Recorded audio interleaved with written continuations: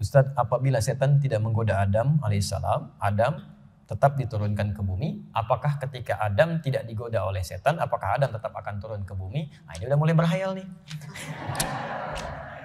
Jangan memikirkan sesuatu yang sudah terjadi. Anda dijawab sekarang pun tidak akan merubah kenyataan gitu. Ya, jadi kalau Anda mau mempersoalkan sesuatu, persoalkan sesuatu yang sudah jelas hukumnya. Baru kemudian kita ambil dan praktekkan kehidupannya. Kalau sudah ditetapkan jangan dipikirin. Hujan sudah turun, Ustadz apakah kalau tidak hujan Ustadz akan jadi datang ke sini? Tidak akan tetap berubah, hujan tetap turun gitu. Jelas ya? Sederhana. Wallahu a'lam bishawab. Ya? Karena Allah sudah Allah sudah menetapkan bahwa beliau itu turun gitu kan. Kita tidak bisa merubah sesuatu yang sudah terjadi. Jelas ya? Baik. Nanti saat nanti ketemu Nabi Adam kita tanyakan pada beliau ya. Baik. Ustaz, ini kadang-kadang masalah-masalah yang sifatnya pribadi yang saya kira ini tapi dibuat umum ya, mungkin tidak ada masalah. Tapi kalau nanti ada yang spesifik khusus bisa di luar ya, di luar form yang umum. Saya bahas dengan bahasa yang umum, ada keributan antara suami istri gara-gara ya suaminya membela satu pihak, istrinya mempertahankan yang lain. Jadi suaminya membela penista agama, gitu kan? Sedangkan istrinya kemudian bertentangan dengan itu. Sehingga menjadikan keributan, ya ada keributan terjadi. Bagaimana solusinya? Pertama begini, kehidupan itu termasuk di rumah tangga tidak akan sunyi dari masalah.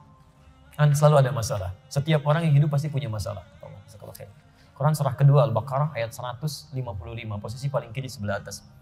Walanabluwannakum bisyai. Setiap orang hidup pasti kami akan uji dengan berbagai masalah. Hidup itu berbanding lurus dengan persoalan, masalah. Artinya, orang yang tidak ingin punya masalah, dia tidak ingin hidup. Saya ulang ya, hidup berbanding lurus dengan masalah.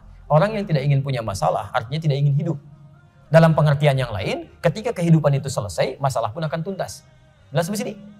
Baik, jadi saya mau tanya, ibu pengen punya masalah atau tidak ingin punya masalah? Baik, ya Alhamdulillah. Nah sekarang, kita tidak bisa memilih. Termasuk di rumah tangga, persoalan itu akan selalu didapatkan.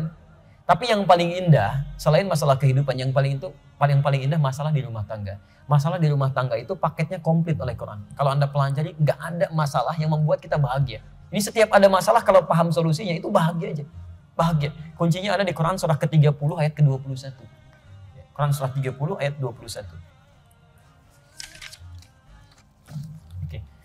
Wa min ayatihi an khalaqalakum min anfusikum azwaja litaskunu ilaiha. Baik, di situ ada kalimat litaskunu, sakinah. Pernah dengar kata sakinah?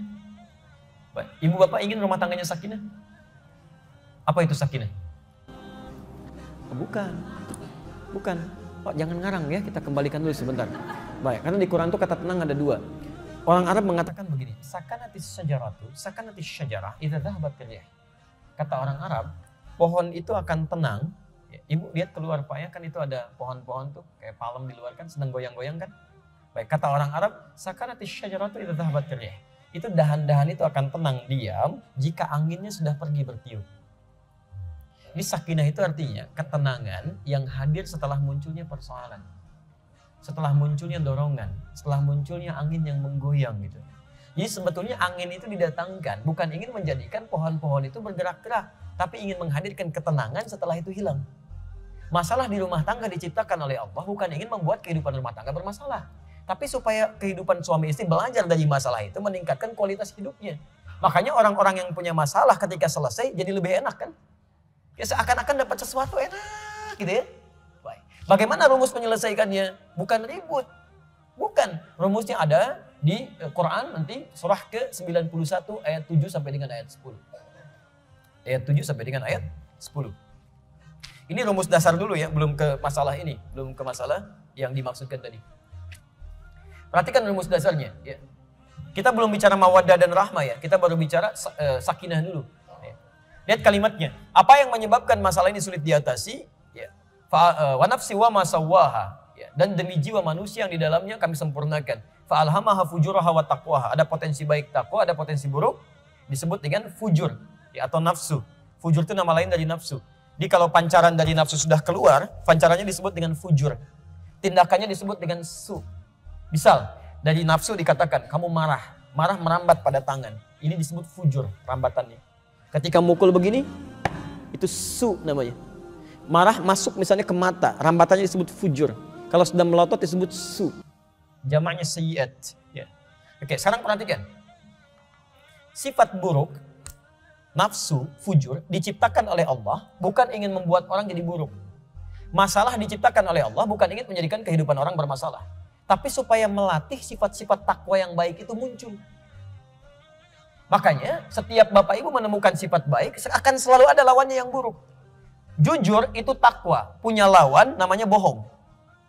Ingat ya, jujur itu takwa, bohong itu fujur, buruk. Sabar itu takwa, marah itu fujur. Rendah hati, tawadhu itu takwa, sombong itu sifat fujur, nafsu. Nah, marah diciptakan bukan ingin membuat seseorang jadi pemarah, tapi ingin melatih sifat sabar supaya muncul. Sebab kalau nggak ada marah, nggak akan ketahuan sabar. Kalau tidak ada sifat bohong, tidak akan diketahui jujur, nggak akan tampak. Kalau nggak ada sombong, nggak akan kelihatan tawadhu. Jadi ketika ibu menemukan marah pada suami, sifat marah itu dititipkan pada suami bukan ingin menjadikan suami pemarah. Tapi supaya kesabaran dalam diri ibu itu terlatih. Berbahagialah kalau sedang suami marah-marah. Itu latihan supaya sabar itu muncul. Jelas ya? Tapi kalau marah berlebihan itu jadi masalah gitu kan. Apa yang harus diseimbangkan di situ. Nah cara gampangnya begini. Kalau Anda menemukan sesuatu yang buruk, cepat cari lawannya yang baik. Jangan respon dengan keburukan lagi. Gak akan selesai masalahnya. Misal, Bapak lihat istri cemberut. Pulang ke rumah cemberut, gak ngenakin lagi misalkan. Nah, jangan dibalas dengan yang sama. Apa lawan cemberut? Senyum. Selesai apa masalah? Begitu datang, assalamualaikum. Senyum. Kenapa? Kayaknya kenal. Itu kan selesai. Pelan-pelan itu kan. Apalagi kalau sama mawaddah. Mawaddah itu dari kata wud. Wud itu sifat kasih dalam bentuk materi. Ya, cemberut, Anda senyum, bawa bunga, selesai. Cuman satu, metik di luar lagi gitu kan. Jadi ada kebaikan-kebaikan di situ hadir, sebenarnya sederhana. Anda lawan lagi dengan yang sama, nggak akan ketemu di situ. Ya, maaf, cemberut lawannya senyum. Anda nggak cari lawannya, tapi disamakan di situ. Cemberut lagi. Apalagi nanya dengan perasaan yang tidak menyenangkan, respon yang tidak enak. Kenapa kamu? Emang kenapa?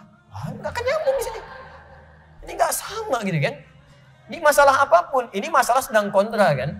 Kontra tidak ngenakin kan? Dia bela-bela sesuatu tertentu. Begitu dia marah, ibu tenang. Tenang aja dulu. Begitu sudah diam, tanyakan dengan yang logis. Sederhana, pelan-pelan. Ya, Masya Allah. Pak, anak kita aja dijelek-jelekin orang, kita bisa marah. Kenapa kitab suci Allah yang iman kita dipersoalkan, kita diam saja? Diskusi aja ngeringan-ringan dulu. Kamu belum sampai kepada ilmunya. Kata Mama, Bapak ilmunya tinggi Pak ya. Pelan-pelan aja dulu, nanti pelan-pelan kita doakan lagi, masuk lagi. Jadi kalau jadi keributan sama-sama gak enak pada ujungnya. Cari, terus berdoa kepada Allah supaya dia dapat pencerahan, gitu kan? Mungkin bisa mendengar yang baik-baik. Tidak sedikit orang berubah jadi baik ketika dihadapkan pada kelembutan-kelembutan itu. Saya tutup dulu sebentar, saya ada kisah yang ingin saya akhiri dulu karena ini waktunya kita terus agak terkejar. Dulu di Karawang ada suami istri yang luar biasa, ini konsep rumah tangga juga, ya. Soleh Pak Bu ya, solehah istrinya Pak, punya anaknya juga 2, mungkin sekarang sudah lebih. Itu qadar Allah satu kali menerapkan konsep ini di rumah tangganya enak banget. Ya. Suami pulang capek Pak, sudah capek lapar, ke rumah istri masih masak gitu kan. Begitu sampai rumah, masakan belum jadi, dibuka, tangan dicium, kata suaminya tolong dong dibikinkan dulu apa untuk mengganjal perut. Istrinya pergi ke dapur, suaminya duduk di ruang makan, singkatnya bikin mie Pak. Bikin mie. Karena sedang sibuk, kadang kan pikiran kemana Bu ya? Suka tidak sadar, pikiran ke sini, respon tangan ke sini. Itu sayur dengan bikin mie. Garam mulai disendok, 1 sendok. Lupa dimasukin ke mangkok mie. Mie dengan garam 1 sendok, itu kan diputar. Sudah selesai, istri menduga sudah selesai, baktinya dihidangkan pada suami. Bapak sedang capek, lapar, dihidangkan mie plus garam 1 sendok. Dalam situasi itu apa yang Anda lakukan? Ibu nggak usah jawab deh. Poin di sini, lihat bagaimana beliau menerapkan rumusnya. Apa rasanya garam? Apa lawannya asin? Maka beliau memulai dengan kalimat-kalimat yang manis. Ma, ya Pak, sini sayang katanya. Sayang tuh yang punya anak 2 rumah tangga, sini sayang. Ibu kalau dipanggil sayang oleh suami bagaimana perasaan? Usia 60 tahun ya, Ma, di sini sayang. Ada nilai kan dalam jiwa kan? Jadi begitu dia datang, duduk, sini duduk samping Papa. Lama rasanya nggak makan berdua gini. Lebih manis dari yang pertama. Istri senang, tapi belum selesai. Lihat kalimat ketiga, ini puncaknya. Sini Papa suapin. Luar biasa ya. Ini nyata loh Pak. Sini Papa suapin kan. Ini kan keadaan bahagia kan? Masya Allah, istri sudah menunggu, sudah mulai mangap, sendokan dikeluarkan. Begitu dimasukin, sadar ada yang salah di situ. Tidak tertawa, tapi kemudian istrinya sujud ke bawah, dicium kaki suaminya, menangis. Maafkan mama Pak. Apa jawab suaminya? Suaminya malah tidak merespon dengan yang tidak wajar. Kata suaminya, enggak, jangan begitu Mas, bangun. Papa kan cuma katakan mama kita nggak makan berdua katanya. Ya. Nah, tahu apa yang terjadi? Setelah itu, laparnya hilang, capeknya hilang, keduanya masak berdua di dapur. Jadi gara-gara garam asin, cinta bersemi dengan lebih manis gitu. Sederhana gitu kan. Jadi jangan sampai ada persoalan. Yang punya masalah orang lain, kenapa yang ribut Anda? Kan yang punya masalah orang lain, kenapa kita ikutan ribut? Kita hanya menuntut sesuatu sesuai dengan asas keadilan. Jadi jangan sampai orang lain punya masalah, dampaknya ke kita malah pada ribut kan. Kan capek hidupnya. Sekira itu ya.